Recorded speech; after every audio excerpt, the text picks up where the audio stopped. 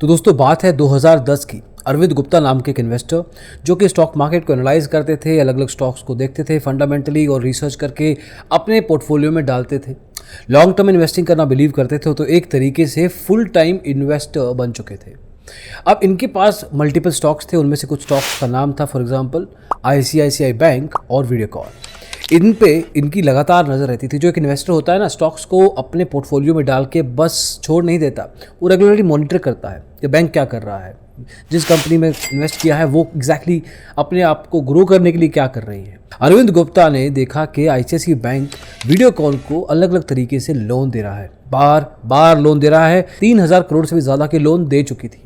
अब ICICI bank जो कि एक बहुत बड़ा बैंक उस समय भी था, वो रिस्क असेसमेंट कर रहा था। वो ये देख रहा था कि एक ही कंपनी को क्या इतना लोन देना चाहिए, इतनी जल्दी बार बार लोन देने चाहिए, क्यों देने चाहिए, कंपनी को क्या ज़रूरत है। तो उनका एक तरह से माथा ठनका, उनको लगा कि कुछ तो गड़बड़ है।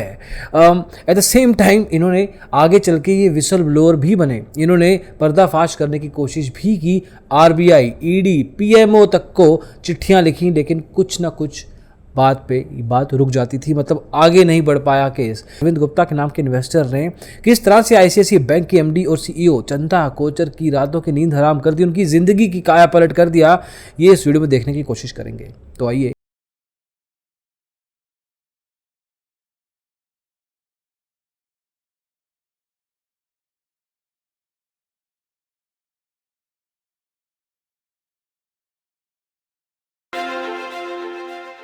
तो दोस्तों सबसे पहले ये जानते हैं कि चंदा कोचर कौन है।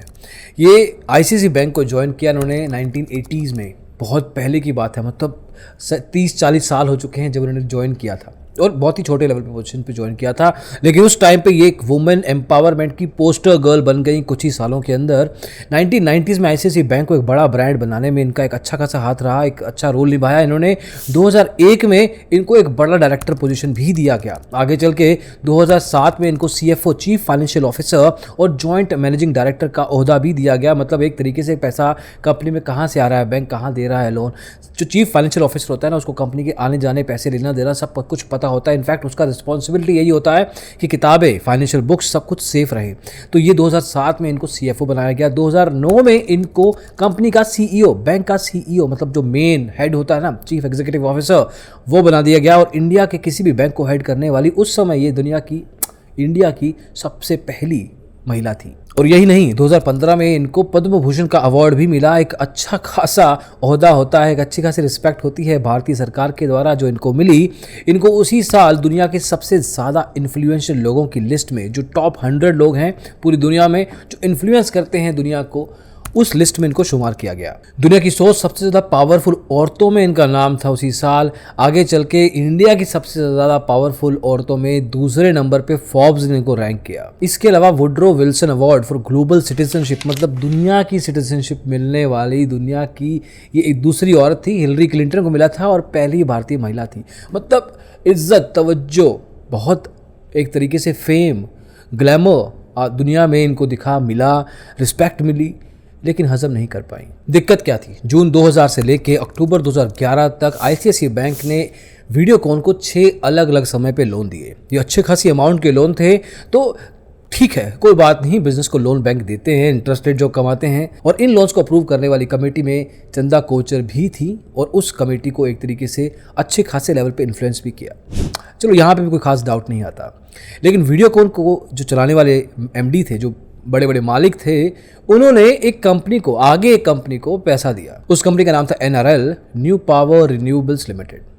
अब ये पैसा कितना दिया? 64 करोड़ रुपए की राशि दी गई वीडियोकॉन के द्वारा NRL को। अब ये NRL को चलाने वाले कौन थे?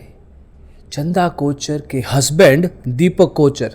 तो एक तरीके से अपने ही हस्बैंड तक पैसा पहुंचाया ICICI बैंक का, जो पहले वीडियोकॉन तक पहुंचा, और वीडियोकॉन से पहुंचा NRL जो कि इसका बंदे की दीपक कोचर की कंपनी थी और वो चंदा कोचर के हस्बैंड थे। लेकिन चलो इसमें एक कोइंसिडेंस हो सकता है कि बैंक को क्या है कि आगे किसको पैसे दिया जा रहा है, लेकिन जब बैंक पैसा देता है ना तो वो पूरी वेरिफिकेशन करता है, चेक करता है कि ये पैसा किसके लिए इस्तेमाल किया जाएगा, आगे इनको क्या करना है, इस पैसे का वापस दे पाएंगे या नहीं। बुक्स तो देखता ही है लेकिन क्वालिटेटिव लेवल पे एनालिसिस करना जरूरी होता है, क्योंकि लोगों का पैसा है, जो लोगों से लिया है उन्हीं लोगों का पैसा आगे देना है लोन पे, तो एक तरीके से जिम्मेवारी तो बनती है। लेकिन इस जिम्मेवारी को चंदा कोचर ने सही से नहीं निभाया, क्योंकि यहाँ पे कॉन्फ्लिक्ट ऑफ इंटरेस्ट था, अपने ही हस्बैंड तक पैसा पहुंचाया और एक तरह से क्रिमिनल कॉन्स्पिरसी बनी ये। अब देखिए बैंक ने अगर पैसा देना भी था ना तो उस केस में जो कमेटी थी जिसने अप्रूवल देना था उसका कोई इन्फ्लुएंस, उसका कोई लेना देना चंदा कोचर के साथ नहीं होना चाहिए था, क्योंकि जब बैंक ने वेरिफिकेशन करनी थी तो उनको पता लग जाना था कि आगे ये जो पैसा जाने वाला है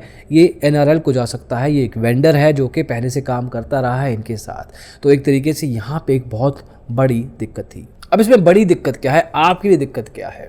देखिए जब एक बैंक चलता है तो वो बैंक आगे बिजनेसेस को लोन देता है, वो लोन्स कई बार डिफ़ॉल्ट होते हैं, काफ़ी बार ऐसा होता है कि वो लोन का पैसा वापस बैंक रिकवर नहीं कर पाता, उसको वो NPA नॉन परफॉर्मिंग एसेट के नाम से राइट ऑफ कर देता है, मतलब ये हमारा लॉस हुआ, ये हम पैसा रिकवर नहीं कर पाए। आगे चल के वीडियोकॉन के केस में भी यही हुआ। और ये अरविंद गुप्ता जो शुरू में आपको बताया था ना, वो ऑलरेडी बता रहे थे, उन्होंने पहले से ही बोल दिया था 2016 में कि ये राइट ऑफ होंगे, ये नुकसान वाला काम है क्योंकि ये गलत चीज़ कर रहे हैं, कॉन्फ्लिक्ट ऑफ इंटरेस्ट है, वीडियोकॉन को पैसा जो दिया जा रहा है वो गलत तरीके से दिया रहा है। बैंक के जो पॉलिसीज़ हैं, जो एक तरीके से RBI की गाइडलाइंस है फॉर फ्रॉड प्रोटेक्शन, वो उन चीज़ों को फॉलो नहीं किया जा रहा है। बैंक ने आगे चल के इनको NPA कर दिया और वीडियोकॉन को अब वापस पैसा देना नहीं था। जी हाँ, NPA में जो कंपनी वापस पैसा नहीं दे पाती वो कहती है कि मेरे पास पैसा है नहीं, मैं तो ख़त्म हो चुकी हूँ, मेरे पास ये एसेट्स हैं, निकाल सकते तो निकाल लो। ज़्यादातर केसेस में वो पैसा वापस नहीं आता है। तो एक तरीके से बैंक का पैसे का नुकसान हो गया और चंदा कोचर और दीपक कोचर को पैसे आगे चल के घुमा फिरा के मिल गए। इसको एक तरीके से डोमेस्टिक मनी लॉन्ड्रिंग भी कह सकते हैं। अपनी ही कंपनी ICICI बैंक के साथ एक तरीके से चंदा कोचर ने बहुत बड़ा धोखा किया। अब इस पे एक्शन क्यों नहीं लिया गया? देखिए एज़ पर मीडिया रिपोर्ट्स जो कि पता लगा है कि there was a political influence, Chanda Kochhar की पॉलिटिकल फैटर्निटी में अच्छी खासी जान पहचान थी। इनफैक्ट आगे चल के पता चला कि उस समय के FM finance minister mister Arun Jaitley ji directly support में बोल रहे थे चंदा कोचर के। Arun Jaitley has rebuked the CBI after the agency's FIR in the ICICI Videocon loan case. कि इंडियन बैंक्स के जो बड़े बड़े MDs हैं, ये जो कंपनीज को बैंक्स को चलाते हैं, उनको परेशान करना नहीं चाहिए। वो अपने इकोसिस्टम को, अपने फाइनेंशियल इकोसिस्टम को मेंटेन कर रहे हैं। अब फाइनेंस मिनिस्टर बैंकिंग सेक्टर को डिफेंड कर रहा है, वो ठीक है, वो कर रहे हैं, उनका एक सब्जेक्टिव पॉइंट ऑफ व्यू हो सकता है, but he is also the finance minister of the country. But at the same time because of this connection, ये जो तफ्तीश थी जो CBI या ED या PMO के कहने के बावजूद आगे बढ़ नहीं पा रही थी because of the political influence. अपने बीमारी का इलाज करवाने के लिए कुछ साल बाद जब अरुण जेटली जी बाहर गए, इंडिया के, अमेरिका गए, तो उस टाइम पे CBI को अलाउ किया गया कि आप अपनी जो एक तरह से इन्वेस्टिगेशन है उसको कंटिन्यू कीजिए। और 2 दिन के अंदर ही CBI ने चंदा और दीपक कोचर के खिलाफ 600 करोड़ रुपए की जालसाजी का मामला बनाया और ये 2 दिन के अंदर हो गया। लेकिन उस समय भी अरुण जेटली जी अमेरिका से ट्वीट कर रहे थे और कह रहे थे कि जो आप कर रहे हो वो गलत है। अब देखिए पॉलिटिक्स, पुलिस, ये सब जो होते हैं ना, वो थोड़ी बहुत दोस्ती होती है, कुछ समय की दोस्ती होती है, इनसे ना दोस्ती अच्छी ना दुश्मनी अच्छी। कुछ समय बाद ये जो कनेक्शन था धीरे धीरे लूज ऑफ हो गया, धीरे धीरे जो मीडिया प्रेशर था वो बनता गया, एक तरीके से इन्वेस्टर का प्रेशर भी बनता गया और आगे चल के चंदा कोचर के जो हस्बैंड है 2020 में अरेस्ट कर लिए गए। इससे पहले चंदा कोचर ने 2018 में कुछ समय पहले ICICI बैंक में अपना रेजिग्नेशन लिख के दे दिया कि मैं पर्सनल रीजंस के कारण अब बैंक में अपना काम कंटिन्यू नहीं कर पाऊंगी। लेकिन तफ्तीश के बाद आगे चल के ICICI बैंक ने उनको कहा कि हम आपका रेजिग्नेशन नहीं एक्सेप्ट कर सकते क्योंकि हम आपको टर्मिनेट कर रहे हैं, यू आर अ फ्रॉड, आप करप्ट पर्सन हैं। आज की तारीख में Chanda Kochhar sad Bombay high court और सुप्रीम कोर्ट के चक्कर लगा रही हैं। That is very much deserve as a person, आप यही डिज़र्व करते हैं क्योंकि आपने अपने ही थाली में छेद किया जिस थाली से खा रही थी। जिस ICICI बैंक को आपने 20-30 साल से आपने काम किया उसमें, उसी से पैसा, अब पता नहीं ये एक केस सामने आया है, सिर्फ एक केस, क्योंकि इनके खुद के हस्बैंड इन्वॉल्व थे। वी डोंट नो, ये कोई नहीं जानता अभी भी कि चंदा कोचर ऐसे कितने और बैंक लोन्स में इन्वॉल्व थी, कितने लोगों से कमीशन लेती थी, कितने लोगों का बैंक में NPA करवा के एक तरीके से खुद की जेब में पैसा डलवाती थी। दिस इज़ ब्लैक मनी दोस्तों, with in the corporate stuff. And I am telling you, ये सिर्फ इस बैंक के साथ नहीं, बाकी बैंक्स के साथ भी होता है।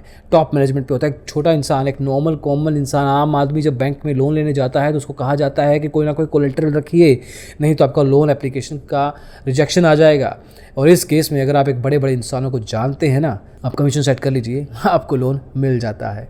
So that's the travesty of the country दोस्तों। जितना अमीर अमीर है उतना और होता जाता है, गरीब उतना गरीब। जिसको पैसे की एक्चुअल में ज़रूरत है उसको मिलता नहीं, जिसको सिर्फ भूख है उसकी भूख कभी भरती नहीं। So this is about Chanda Kochhar. As of now she is a shame. जो पहले फेम था वो शेम में बदल चुका है। आई होप कि आपको समझ में आया हो। ICICI bank as an organization has nothing to do with this. It's a clean bank. The person was not clean, the bank is more or less somehow. तो आज की तारीख में ICICI बैंक का इस चीज़ से कोई लेना देना नहीं है। They had a bad phase due to Chanda Kochhar. At this point in time the corporate company is not sort of affected by this. अभी के लिए इतना ही दोस्तों, अगली वीडियो में जल्दी ही मिलेंगे। होपफुली आपको इस पूरी इन्वेस्टिगेशन से, उस पूरे अंडरस्टैंडिंग से समझ लगा हो कि किस तरीके से बड़ी बड़ी कंपनीज़ के बड़े बड़े लोग क्या बड़े बड़े काम करते हैं और फिर बड़ी बड़ी जेलों में भरे जाते हैं। अगली वीडियो में जल्दी मिलेंगे। Bye bye.